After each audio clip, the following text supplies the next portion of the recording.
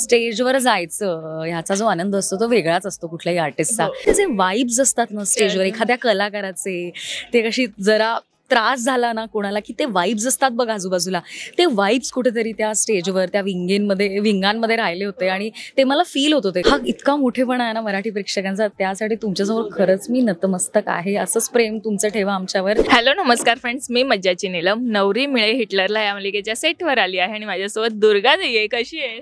मी मस्त, थोडीशी दमली आहे, झोपेत आहे. काल पुण्यात आमचा प्रयोग होता, तर रात्रभर बसमध्ये ट्रॅव्हल करून आता सकाळी शूटला आली आहे, त्यामुळे आपण आता सवय झाली या गोष्टीची. पण खरंच याच गोष्टीसाठी तुझं खूप कौतुक करावं असं वाटतं की दिवस रात्र प्रयोग सुरू असतात किंवा शूट सुरू असतं. कशी तारेवरची कसरत तू नेहमी सांभाळत असते? आवड, हाऊस आणि कलेविषयीचं आपलं जे प्रेम आहे, ज्याच्यामुळे आपण इथे आलो एवढी मेहनत करून, तर त्यामुळे त्या गोष्टी होतात. कारण स्टेजवर जायचं ह्याचा जो आनंद असतो तो वेगळाच असतो कुठल्याही आर्टिस्टचा. त्यामुळे कितीही आपण शूटिंगमध्ये दमलो तरी प्रयोग म्हटलं की नवीन ऊर्जा आपोआप कुठून तरी ती येतेच, तर ते आपोआप होतच. आणि खरं तर काल जी घटना घडली, म्हणजे सगळ्यांना कळलं असेल की शरद पोंक्षे स्टेजवरती ब्लँक झाले आणि मग ते रडले आणि तो व्हिडिओ बघून मी आज इतकी सकाळी रडले. खरं तर त्यांचा प्रयोग झाल्यानंतर एक प्रयोग होता आणि मग आमचा प्रयोग होता रात्री शेवटचा. तर तिथे काल काय मला माहिती नाही कुणास ठाऊक, खूप असं भकास आणि उदास मला स्टेजवर वाटत होतं काम करताना. आणि असं काहीतरी घडलंय आमच्या आधीच्या प्रयोगात हे मला माहीत नव्हतं तोपर्यंत.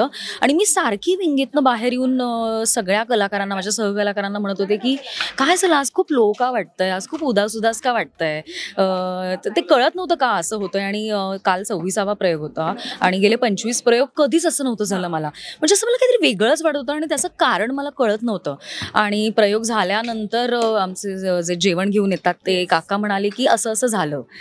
तर मग मला त्याचं उत्तर मिळालं की त्याचे वाइब्स असतात ना स्टेजवर एखाद्या कलाकाराचे, ते कशी जरा त्रास झाला ना कोणाला की ते वाइब्स असतात बघ आजूबाजूला, ते वाइब्स कुठेतरी त्या स्टेजवर त्या विंगांमध्ये राहिले होते आणि ते मला फील होत होते. कारण मी खूप सेन्सिटिव्ह आहे, पटकन मला ती वाइब अशी मी पकडते. कुठली वाइब म्हणजे निगेटिव्ह असली, सॅड असली, हॅपी असली तरी ती वाइब पटकन माझ्यापर्यंत पोहोचते. आणि काल ती मला पूर्ण प्रयोगात जाणवत होती आणि ते नंतर कळल्यानंतर मला खूप वाईट वाटलं. आणि आज सकाळी कोणीतरी तो व्हिडिओ केलेला टाकला, ते बघून तर खूपच भरून आलं. पण तुमच्या माध्यमामार्फत मी सांगू इच्छिते की सगळ्या प्रेक्षकांचे खूप आभार.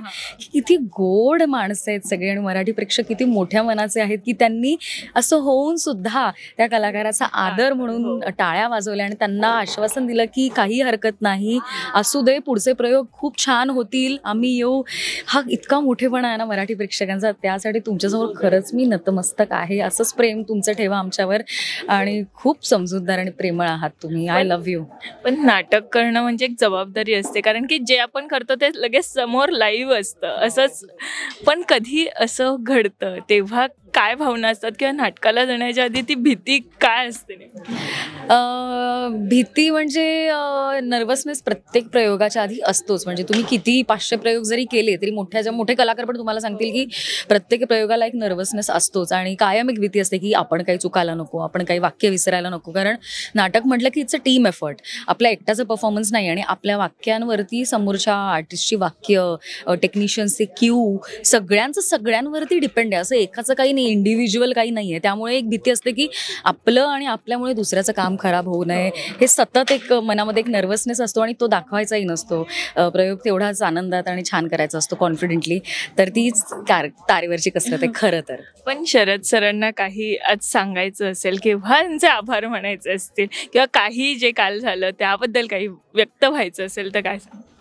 व्यक्त म्हणजे माझ्याकडे खरं सांगू का तुला, शपथ माझ्याकडे शब्द नाही आहेत. मी फक्त रडले आज सकाळी तो व्हिडिओ बघून. आणि मला असं झालं की इट्स ओके सर, तुम्ही खूप मोठे कलाकार आहात आणि आम्ही तुम्हाला बघून मोठे झालो. तर माणूस आहात तुम्ही, शेवटी कलाकार असलात तरी. तर सॉरी. तर हे जे काही काल झालं ते होऊ शकतं, त्यामुळे तुम्ही नाराज होऊ नका. आणि प्रेक्षक आणि सगळेच तुमच्याबरोबर आहेत आणि तुम्ही कमाल आहात आणि कमालच करणार यापुढे सुद्धा.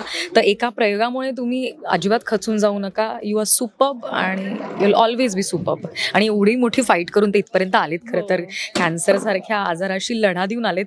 त्या माणसाचं शरीर आहे, काही ना काहीतरी कुठेतरी काहीतरी राहत असेल, काहीतरी त्रास माणसाला होत असेल, तर त्यातलंच काहीतरी झालं आणि तुम्ही ते रडलात, ते स्टेजवर रडले. त्यातच ते त्यांचा मोठेपणा आहे की पूर्ण खचूनच गेले. मी आत्ता इथे मी थांबतो आणि माझ्याच्याने होणार नाही. इतके ते ग्राउंडेड आहेत की त्यांनी ते मान्य केलं आणि एवढ्या सगळ्या प्रेक्षकांच्या त्या समुद्रासमोर त्यांनी रडून माफी मागितली. ह्यातच त्यांचा मोठेपणा आहे. त्यामुळेच ओके, त्याच्यात काहीच असं काही चुकीचं काहीच नव्हतं. हे होऊ शकतं आणि मला त्या प्रयोगाला आता जायचं आहे. त्यांच्या पुढच्या मी नक्की जाईन. ओके, नक्कीच जाऊन त्यांना अजून धीर. येस, नाही आम्ही काय देणार, तेच खरं तर स्टेजवर येतात तेव्हा सगळ्या कलाकारांना एक मोटिवेशन मिळत असेल. पण प्रेक्षकांनी एवढी चांगली साथ दिली. हे प्रयोगाला जेव्हा घडतं तेव्हा आनंद काय असतो? आनंद म्हणजे खूपच भारावून जायला होतं. प्रेक्षक शेवटी भेटायला येतात, मागे येऊन तुमच्याशी बोलतात, तेव्हा ज्या पद्धतीने कौतुक करतात तिथे सगळंच वसूल होतं. खरं तर त्यांचा जसा पैसा वसूल झाला असं ते आम्हाला म्हणतात, तसे आम्हालाही असं वाटतं की सगळी मेहनत, आमचे सगळे कष्ट, त्याचं फळ आम्हाला मिळालेलं आहे. त्याच्यासाठीच खरं तर आपण प्रयोग करतो, त्यांना भेटण्यासाठी प्रयोगानंतर. पण दुर्गाचं पण असंच कौतुक आम्हाला सगळीकडे होताना दिसतं. तर सध्या काय सुरू आहे मालिकेत? आणि आता लीलाला कितीही त्रास दिला तरी तिला तशी शिक्षा मिळतच नाहीये. काय घडणार आहे? खरं तर सुनांना तो एक त्रास होतोच आहे की आपण ज्या स्ट्रिक्ट वातावरणात इतके दिवस जहागीरदारांच्या घरात राहिलो, तर ते रूल्स लीलाला तिच्यासाठी का नाही ते फॉलो केले जात आहेत.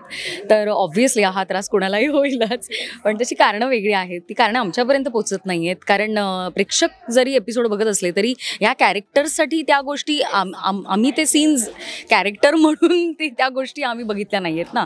तर आम्ही कदाचित ह्या तिन्ही सुना माणूस म्हणून त्या गोष्टींना म्हणजे त्या सत्याला वंचित असतील. त्यांना ते कळलं नसेल की असं काहीतरी काय आहे, किंवा ती बरोबर आहे, किंवा ती भोळी आहे, किंवा ती मुद्दामून काही चुका करत नाहीयेत. हे प्रेक्षकांना माहिती, कारण प्रेक्षक एपिसोड बघतात. ह्या कॅरेक्टर्सला माहिती नाही आहे तिच्याबद्दल. त्यामुळे त्यांच्या मनात तिच्याबद्दलचा जो एक गैरसमज आहे त्याच्यामुळे तो वाईटपणा आहे. पण वाईट खरं तर मालिकेमध्ये कोणीच नाहीये, म्हणजे सुना तर अजिबात नाहीये. त्यांचा गैरसमज आहे तिच्याबद्दलचा. आम्हाला सोशल मीडियावर दिसतं बुगू जे सुरू आहे आणि जे व्हायरल होत आहे त्याहूनच कळतंय. हो, नाही, सुनांचं एकमेकींवर प्रेम आहे तिघींचंही, आणि घरावरती प्रेम आहे. आणि आताच सगळं येतं की त्या जहागीरदारांच्या भल्यासाठीच सगळं करतायत.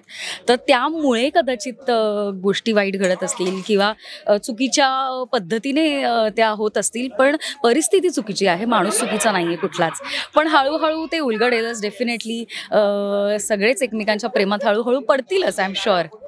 पण आम्हाला तुमच्या सगळ्यांचा सेटवरचा बॉन्ड खूप आवडतो आणि या सेटवर म्हणून नेहमी यावंसं वाटतं, कारण की आल्यावर जो तुमच्यातला बॉन्ड आहे तो आम्हाला असं स्पष्टपणे दिसतो. हो, नाही, खरंच खूप मजा येते या सेटवर, कारण मस्तीखोर आहेत सगळीच लोक, म्हणजे ऑफ कॅमेरा पण आहेतच. जे सारखे आमचे असोसिएट डिरेक्टर सनी इथे येऊन काही ना काहीतरी घेऊन जातात, त्यांना ऐकायचं आहे मी काय बोलते म्हणून ते सारखे येत आहेत. आणि काल ते प्रयोगाला पण आले होते. तर अशी एक सपोर्टिव्ह टीम आहे जी एकमेकांच्या बाकी प्रोजेक्ट्सलाही सपोर्ट करते, बाकी गोष्टींनाही सपोर्ट करते. आणि आम्ही जे रील्स करतो त्यात आम्हाला मजा येते म्हणून तुम्हाला मजा येते, ते दिसतच आहे. खूप छान वाटतंय. पण प्रेक्षकांना सांगायचं असेल तर जाता जाता काय सांग? कशाबद्दल म्हणतेस तू? मालिकेबद्दल, प्रयोगाबद्दल, एकंदरीत? मालिका एक वेगळं वळण मोठं घेणार आहे, ज्याची तुम्ही सगळेच आतुरतेने वाट बघताय. तर फायनली तो दिवस जवळ आलेला आहे. तर तुम्ही मालिका बघा आणि एकही एपिसोड चुकवू नका, कारण एक एपिसोड जरी मिस झाला तरी बारीक बारीक गोष्टी मिस होतात आणि मग समजणार नाही तुम्हाला की या सिच्युएशनपर्यंत आम्ही कसे पोचलो.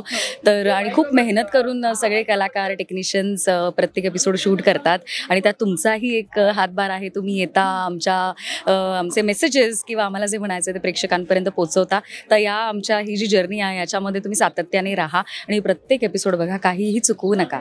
नवीन वर्षाच्या सगळ्यांना खूप खूप खूप शुभेच्छा. आमच्या दिग्दर्शकांनी मला तिथून प्रॉम्प्ट केलेलं आहे. मी विसरले होते, जसं ते सीनमध्ये आम्हाला प्रॉम्प्ट करतात तसं इथेही केलेलं आहे. Thank you sir. सगळ्यांना नवीन वर्षाच्या शुभेच्छा. Same to you. Thank you. Marathi चित्रपटसृष्टीमधील latest update, original web series, shows, गाणी आणि एंटरटेनमेंटसाठी आमच्या चॅनलला सबस्क्राईब करा आणि बेल आयकन दाबायला विसरू नका.